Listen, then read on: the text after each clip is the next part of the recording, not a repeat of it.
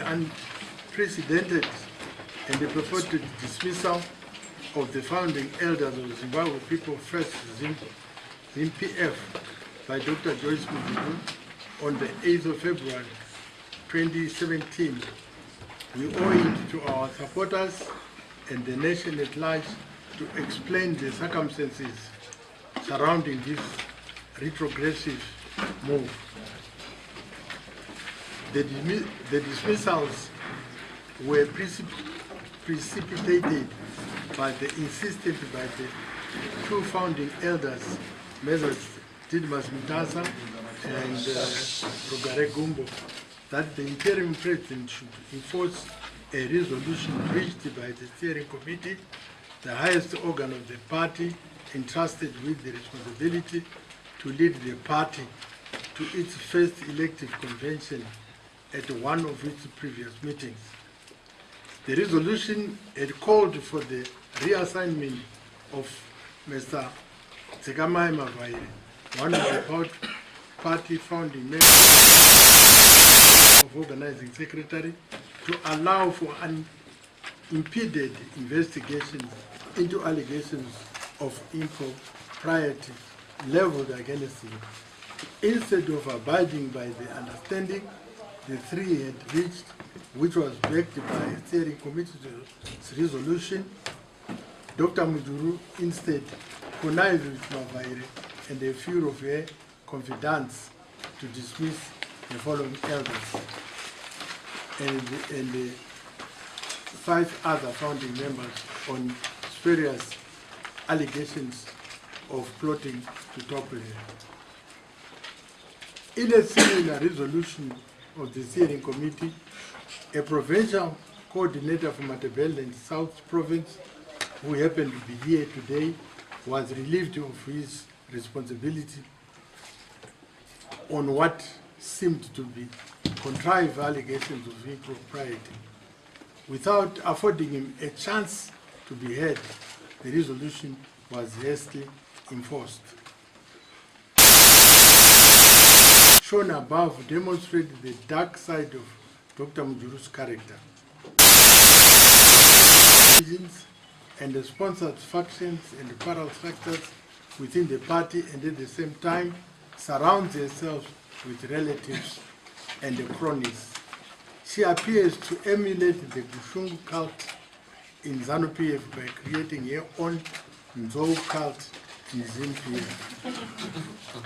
The founding principles of Zimpf anchored upon the acceptance that people come first are routinely violated. Most of our people are kept in the dark about what goes on within the party and are not consulted on major decisions and the policy issues. The hasty and the ill-advised decision to dismiss the founding elders without consulting the people is a case in point. The steering committee members, who include the provincial coordinators, tend to regard their personal views as representative of the people's views without even consulting the people they represent. In her attempt to centralize power, Dr. Mujuru, with the assistance of her loyalists, lied that the purportedly expelled elders had been charged on yet vague allegations and they refused to be tried. In fact, on the day she announced the dismissal of the elders, they were waiting to meet her after she claimed that she was receiving treatment at the trauma center. We were supposed to discuss the challenges facing the party, including the Mugabe issue. There has been a deliberate distortion of the position of elders regarding the coalition of opposition forces. We wanted to unambiguously state our position regarding the question of coalition of all opposition parties. We are for the unity of our people. First, with a regime that knows no bounds in its quest to remain in power forever.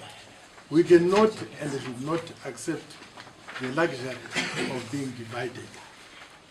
However, coalition is a negotiated process which aims to bring parties of different ideological persuasion to work for a common purpose.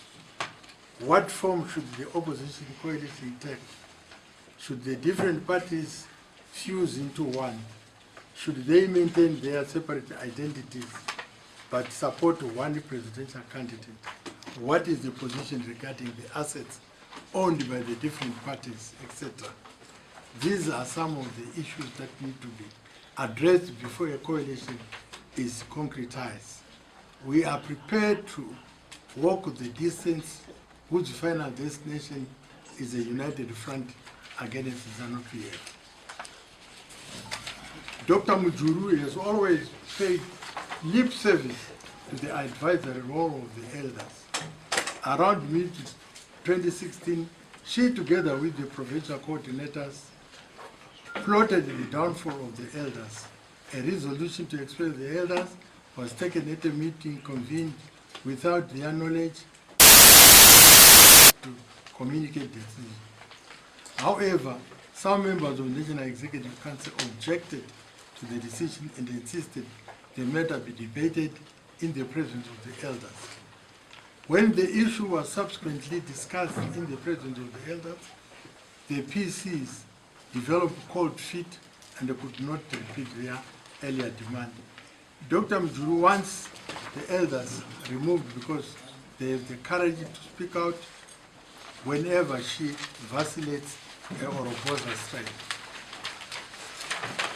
The interim president conducts the affairs of the party like a private business. She goes out on foreign trips without the knowledge of the party members, including the elders and all the levels of her leadership. On return, she does not feel obligated to give a brief on the reasons and outcome of the visit. No one knows the state of the party's finances. Signatories to the party's account were all handpicked by her. One individual who claims to have limitless reserves of money is now taking charge of the party. He has turned his private offices into a corruption center where he bribes senior party officials. He now controls and pays sales, sidelining those entrusted with the responsibility to supervise their personal security. This individual has bribed his way to the top as he has been recently promoted to the National Executive Committee and must surely have a hidden agenda to win Dr. Mugabe's heart if you have money.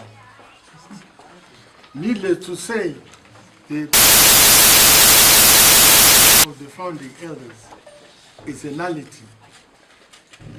Dr. Mujuru announced the dismissal from her residence, which shows she treats the party like a personal project. Besides, the elders still have unfettered access to the Zimpf offices and the assets and are conducting party business as usual.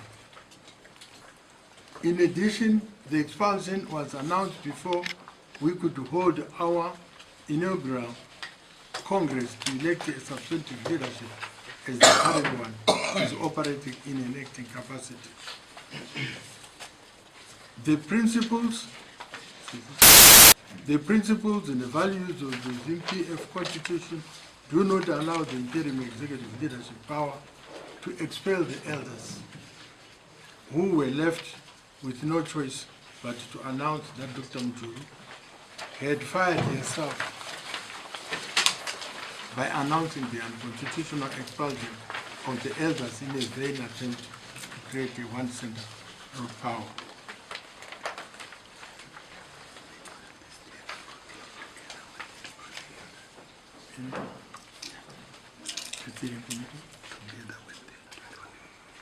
Okay.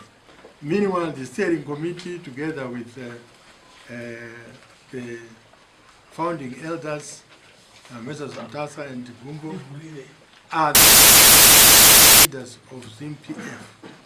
As we strive for unity in our fight against a much-loved ZANU-PF establishment that has brought acute misery to Zimbabwe, we urge Dr. Mujuru to do thorough soul-searching and possibly redress her leadership philosophy and approach so that she can also meaningfully contribute to the opposition to dedicated cause against the sitting regime and for the restoration of Zimbabwe to its former glory.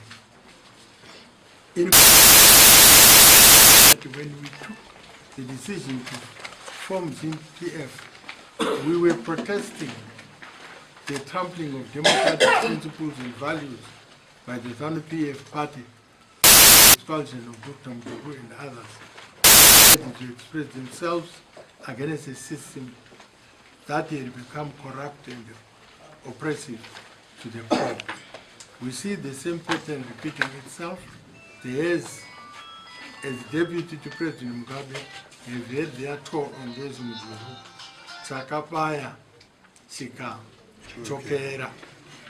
As we work to remove the confusion caused by Dr. Mujuru's ill-advised move to expel the founding elders, we urge our members, supporters, and Zimbabweans to remain resolute and optimistic that Zimpf will deliver them from the evil of ZANU-PF's rule.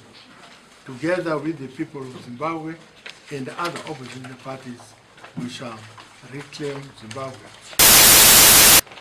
of the repressive regime. That is